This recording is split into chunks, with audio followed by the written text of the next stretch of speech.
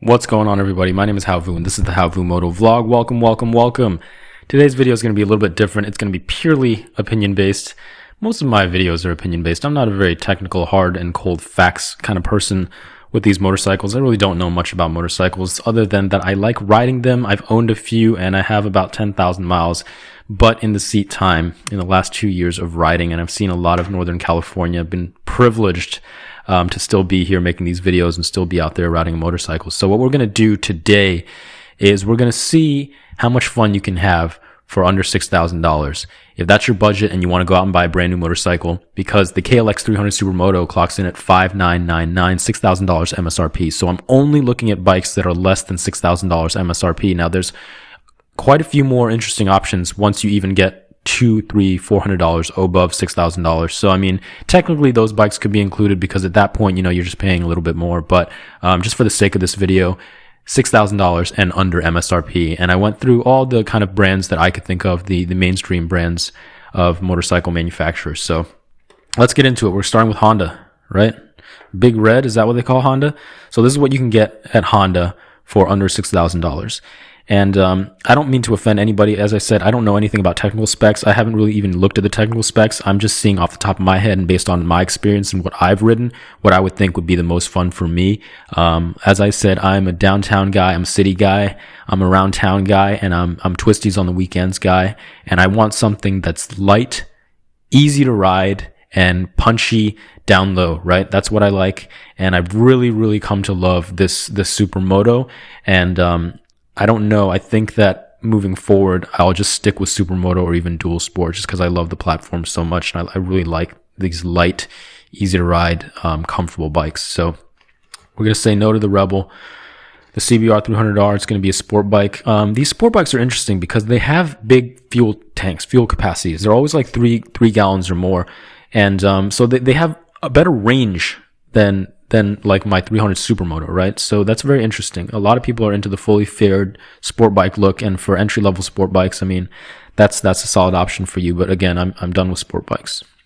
Let me know for me. So it's going to be these three for me for Honda. It's going to be the CRF 300L, the CB 300R, which I actually owned. That was the first motorcycle I ever owned. I wish I could own it again, just so because back then I knew even less than I know now, if you can imagine. But that naked bike, it looks really cool for a beginner bike. That looks very cool, very modern. The gold fork and everything and the rims. It looks pretty cool. It's a very light bike. I think it's like 317 or something like that wet. But my top pick for Honda would be the CRF 300 Rally. That would be my top pick, followed by the regular CRF 300L. And then I would go for the CB 300R. So let's just close the CB 300R and the CRF 300 Rally. This is my top pick here. I would love to see how that compares to the KLXs as well, but this is very unique, kind of adventure-y. I'm sure a lot of people are going to hop on this. Honda has a lot of fanboys, so we'll see about that. Let's minimize here. Yamaha V250. It's going to be a no for me, dog. These R3s. Oh, man, this one with the paint looks sick. 5.6 compared to 5.3, $300. Is it worth $300? I think so. I mean, the gold forks. These brake calipers, is that what that is? I'm not even sure. Is that what you call that? A brake caliper? This little piece right here. Let me know, guys. Yeah, so the R3, if I was really into track, I guess this would be my option. Yamaha lists this in their super sport category, which is different than the other bikes. Honda just calls their CB300R a sport or a standard, and Yamaha breaks it down as super sport. So I'm sure that these bikes can really rip it up on the track. And it'd be a great entry-level track thing. And I think it looks better as well. I think it looks better than the CB300R. This would probably be my choice over the CB300R. But again, no sport bikes for Havu. MT03, people love their MTs. I'm not really a fan of their like transformer-looking headlights. Looks like a Michael Bay film.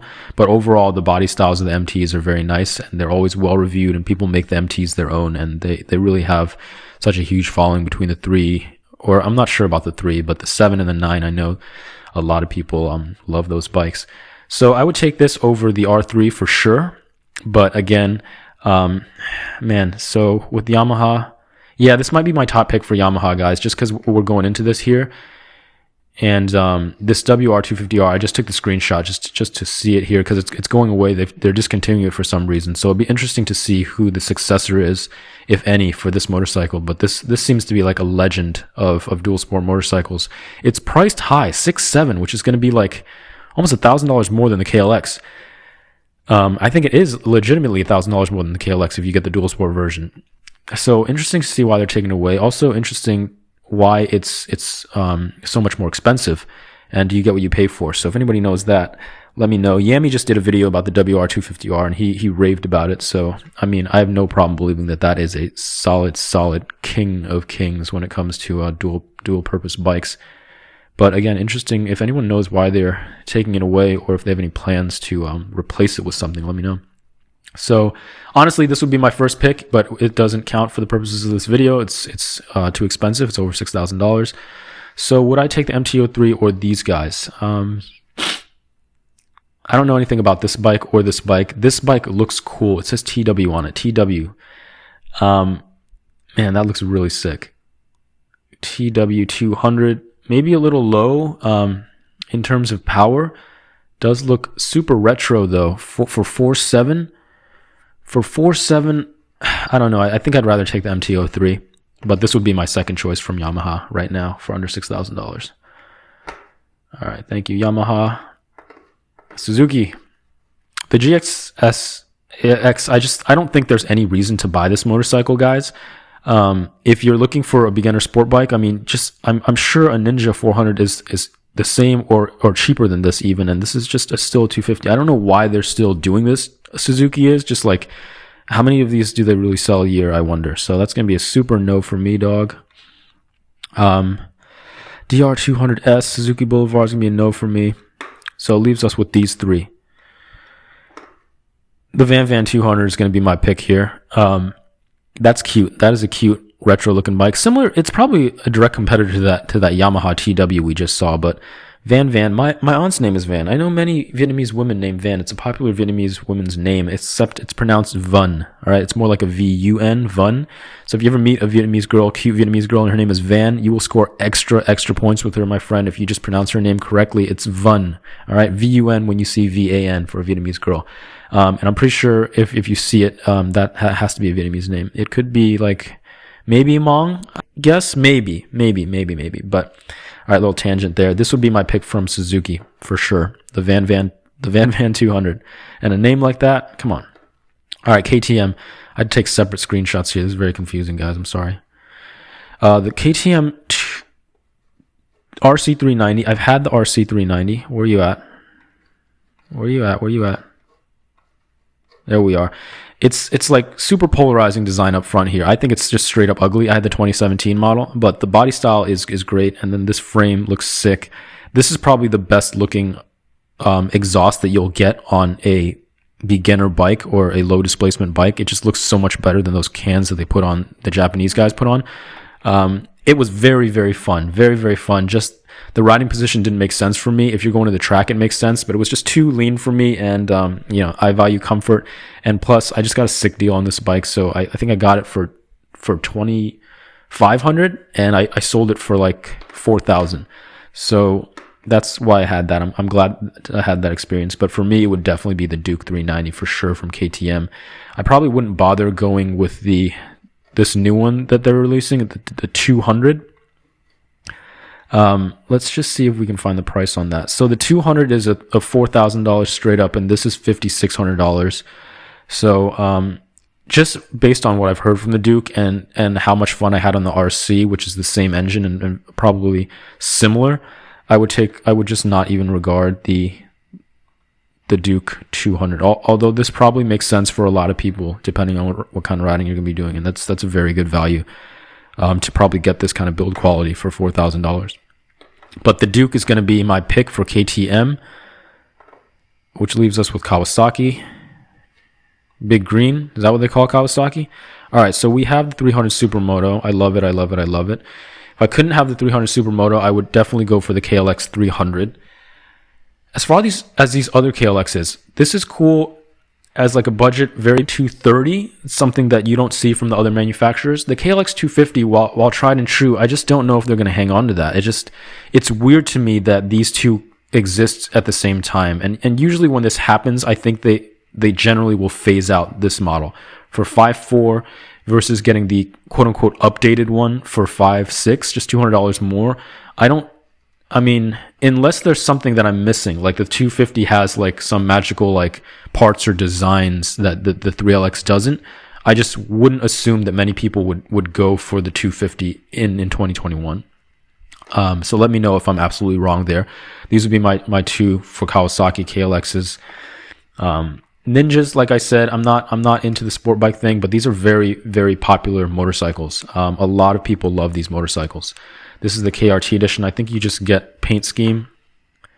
It looks good. It looks like its older brother, the 650. It's a great value as well, these Ninja 400s.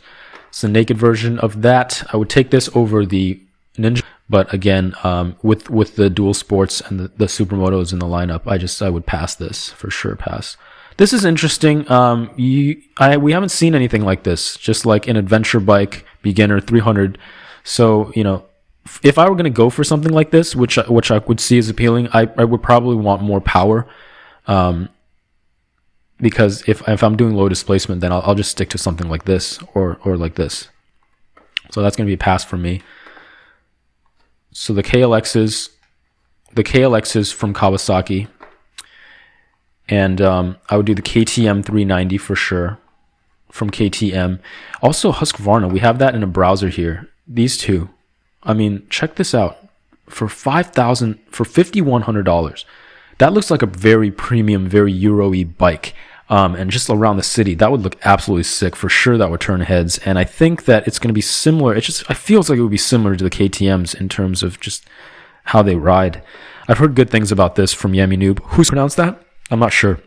Husqvarna, we're going to go with that. And then Svartpilen or Svartpilen. Pilen sounds better to me. But again, I have no idea. And Vitpilen.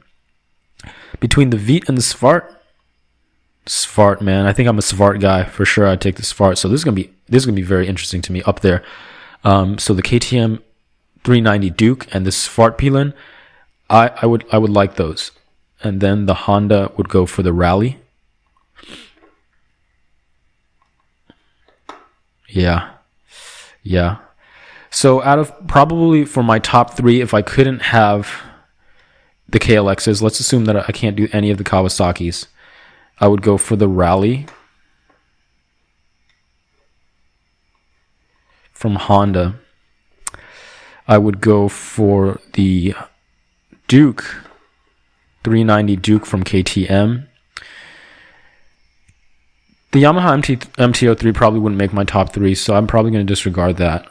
And then where are we at on Safari? This Svartpilen, man, I really want to check that out. It's probably heavier, probably doesn't have the same exact characteristics as the dual sports. So these would be my top three other than the Kawasaki KLXs if I could check out. It would be these. Probably the Duke at number 3 because it's just been around for a while.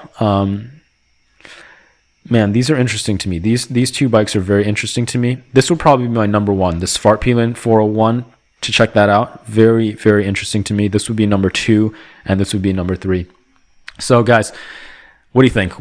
Under $6,000 or under? What are you picking? What would you pick? Where are you spending your money? Let me know. This was a fun one for me, and I'm sure a lot of you guys know about these bikes or have opinions. So share that in the comments. Let me know what you think. And you know, I'm on my KLX300 Supermoto. I'm super glad I made that decision. But it seems like there's a lot of good stuff that you can buy nowadays for under $6,000. So, guys, thank you so much for tuning in. I'll catch you on the next one. And as always, I wish you happiness. I wish you health. I wish you unlimited joy on your motorcycling journey, wherever it may take you. $6,000 or less. Bye.